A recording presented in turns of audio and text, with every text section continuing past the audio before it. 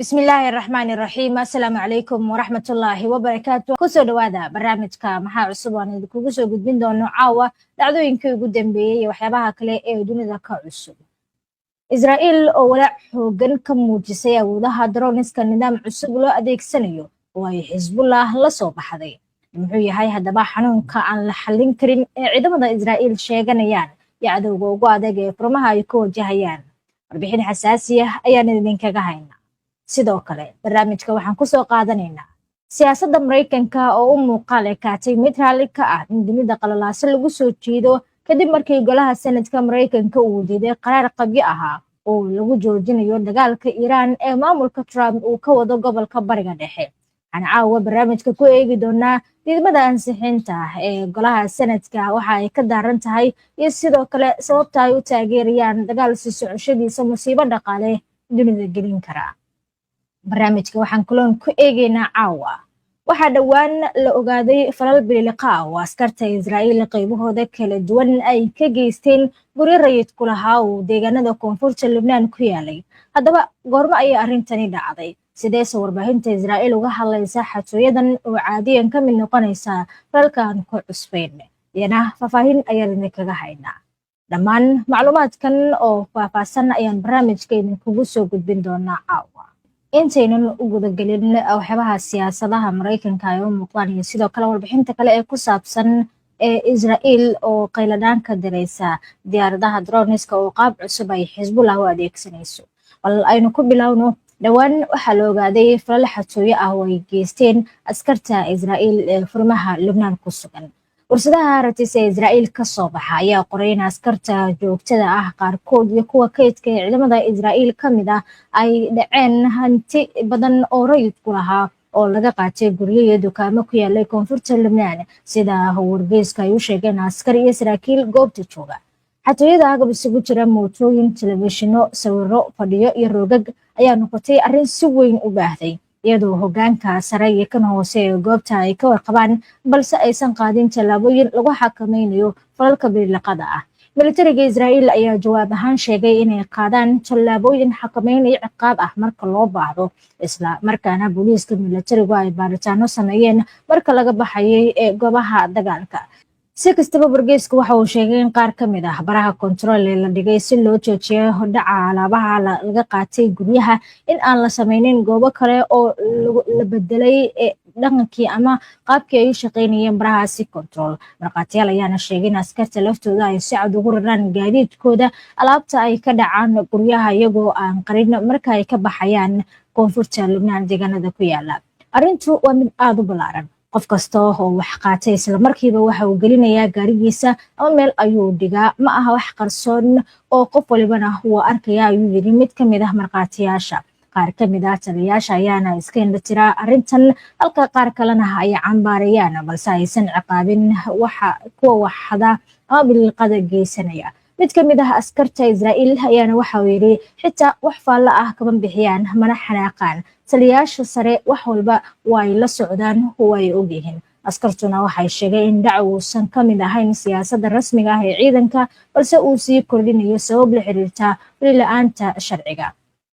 marka aan tallaabo la qaadin hadalka oo kaliya waxba matara ayuu yiri mid ka mid ah dadka goobjoogayaasha ah mid kale ayaana yiri haddii la ciqaabo qof ama la xiro arrintu isla markiiba way istaagi lahayd markaan ciqaabi jirin fariintu way caddahay oo waxba ma joogsanayaan askartu waxay sidoo kale tilmaameen in burburka baahsan ee ka dhashay dagaalka uu dhiirigelinayo in dhacaya biliqada ay geystaan iyagoo leh askartu waxay isleeyihiin maxay farqiya oo leedahay haddii aad qaadato horeyba waad u burburin lahayd agabkan warshadaha Heritage ayaana gabagabadii waxa uu xusay in dhaca uu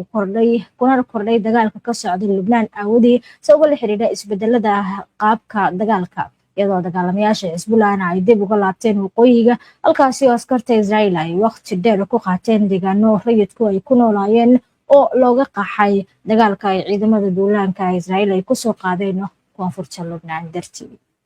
watahay dhanka kalena Tel Aviv waxay walaac weyn ka muujinaysaa awoodaha droniska ismiidaamiya ee fiber optic ku shaqeeya ee Xisbullah ay isticmaasho Israa'iil ayaa ku andacootay in diyaaradaha aan duuliyaha lahayn ee ismiidaaminta ah ee ay adeegsato kooxda Xisbullah kuwaasi oo ku shaqeeya nidaamka fiber optiga ay yihiin caqabada ugu weyn ee kusoo socota jiritaankooda islamarkaana ay yihiin cadowga ugu adag ee haatan iyadoo kooxdaasina ay ku guuleysatay inay si lama filaan ah u abuurto caqabado dhulka ka jira oo haysta ciidamada iyagoo horumarinaya hub duug ah oo si casri ah loo farsameeyey.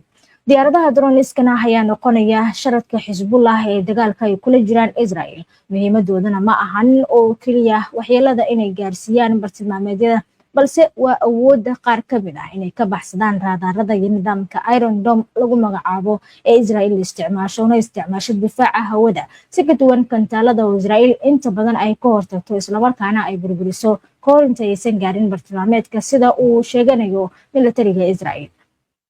intaasi waxaa dheer dhaqdhaqaaqyada dhulka ee ciidanka Israa'iil ka sameeyeen koonfurta Lubnaan ayaa muujiyay jiritaanka dhibaato sii kordhaysa taasi oo ah adeegsiga boqolaal drones oo kuwa ismiidaamyo ah kuna shaqeeya nidaamka hagida ee fiber optiga iyadoo guutooyinka military ee Tel Aviv ay ku tilmaameen diyaaradahan madax xanuunka xiga iyo cadowga ugu adag abid ay ku wajahaan furimaha dagaalka.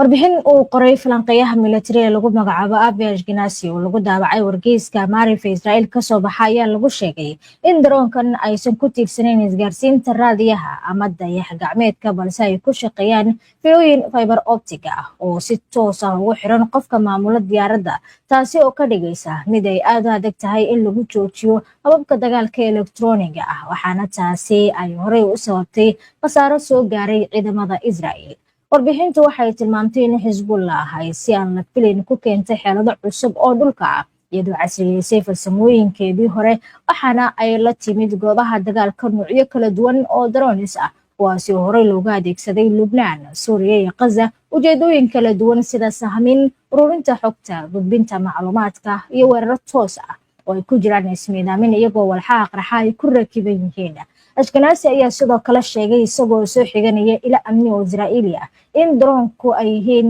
qalab wax ku ool ah oo dagaalada casriga ah ka qayb qaata sababta waxaana ku sheegay cabirkooda yar xawaarahooda iyo suurtagalnimada ah in laga howlgeliyo deegaano kala duwan magaalooyin ama jiidaha bannaan habeen iyo maalin xaalado cimilo kala duwan iyo waqtiga duulimaadkooda oo hooseeya kaasi oo adkeynaya in la ogaado diyaaradahan. qiimeynta hay'adaha amniga Israa'iil ayaa tilmaamaysa in Iiraan ay soo saartay boqolaal xitaa kumanaan drones ah oo noocani ah oo loogu talagalay inay isticmaasho Xisbullah inkastoo markii hore la aaminsanaa inay gaaraan masaafo 2 kiiloomitir ah haddana dagaaladu waxay muujiyeen inay ku shaqayn karaan masaafo in ka badan 10 kiiloomitir ah. sidoo kale taliyayaasha ciidanka Israa'iil ayaa sheegay in Xisbullah ay isku mar adeegsadaan 10 ilaa 100 drones ah oo kuwa ismiidaamyo ah kuwaasi oo ay weheliyaan madaafiic iyo gantaalo lidka taangiyada ah taasi oo qayb ka ah xeelad lagu gaabinayo socodka ciidamada Israa'iil isla markaana looga hortagayo dhaqdhaqaaqooda iyagoo ka fogaanaya dagaal toos ah. warbixintu waxay soo gabagabaysay in inkasta oo saameynta guud ee droneska ay weli xaddan tahay haddana ay adkeeyaan howlgallada military isla markaana ay noqon karaan wax baabiya taasi oo ku qasbaysa Israa'iil sida hadalka loo dhigay inay si degdeg ah u horumariso xalal farsamo oo looga hortagi karo khatartan sii kordhaysa. waxaa xusid mudan in wargeyska dacwada xarunooda Israa'iil ka soo baxa uu qoray in drone badan gaar ahaan kuwa sirdoonka ay gaareen Xayfa iyagoo aan la ogaanin ee dhaqdhaqaaqooda isla markaana aan la joojin walow Xisbullah ay horey u soo bandhigtay muuqaalo muujinaya droonka Hudhud oo sawiray goobo istiraatiiji ah oo ku yaala gudaha Xayfa iyo Tel Aviv kuwaasi oo lagu daray bartilmaameedyada kooxda.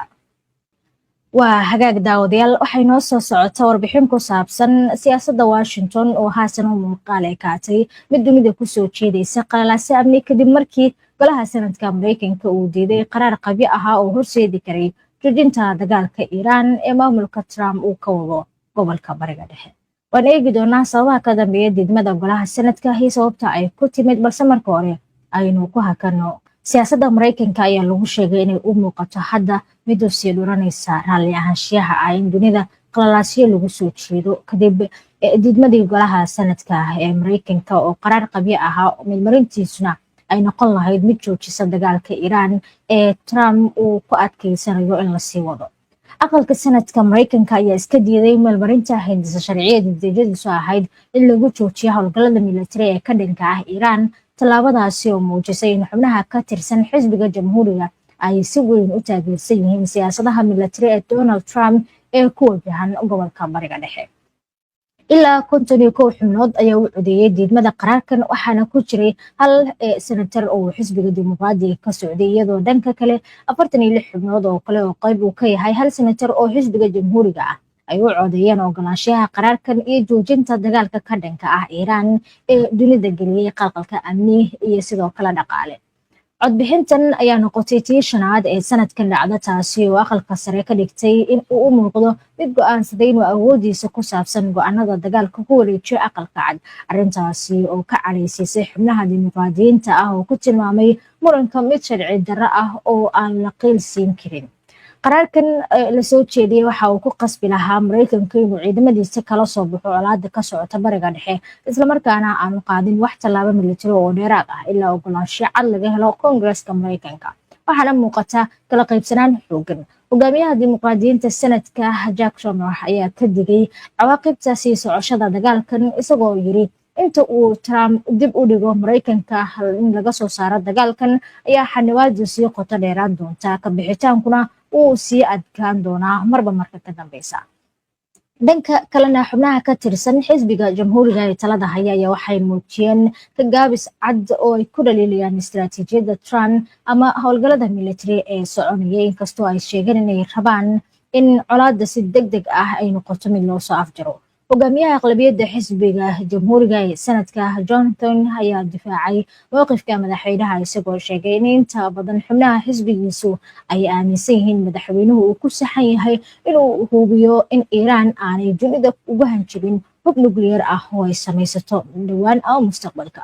balse saan hore oo ay si wadajir ah u sameeyeen wakaalada wararka Reuters iyo shirkadda cilmi baarista ee Ipsos dhammaadkii bishii Maarso ee sanadkan ayaa muujiyay in ilaa 60% dadka Mareykanka ay kasoo horjeedaan duqeymaha militari ee Mareykanku ku qaaday Iiraan, halka 74% jamhuuriyiintuna ay taageereen tallaabadaasi. marka la barbar dhigo 7% oo dhanka dimuqraadiyiinta ah. inkastoo dastuurka Mareykanka uu si cad uga dhigayo in Koongareesku uu leeyahay awoodda ku dhawaaqista dagaal dalka la geliyo, haddana madaxweyneyaal ka kala tirsan labada xisbi ee dalkaasi ee jamhuuriyiinta iyo sidoo kale dimuqraadiyiinta ayaa muddo dheer waxay qaateen fasiraad ah in xaaladani aysan quseyn howlgallada muddada gaaban lagu fuliyo ama xaaladaha halista tooska ah ku ah dalka. waa hagaag daawadayaal, warbixintaasi ayaa ugu dambeysay barnaamijkii maxaa cusub oo caawa si toos ah si aad u heshaan wararka, barnaamijyada iyo macluumaadka aynu halkan kusoo gudbino. haddii aad ku cusub tihiin baraheena bulshada ee kala duwan ama waadan hore uga xidhnaynina hadda kusoo biira. taniyadan dib ugu kulmi doono barnaamij midkan lacayna aan idinkaga tegaynaa sidaasiyo nabadgelyo.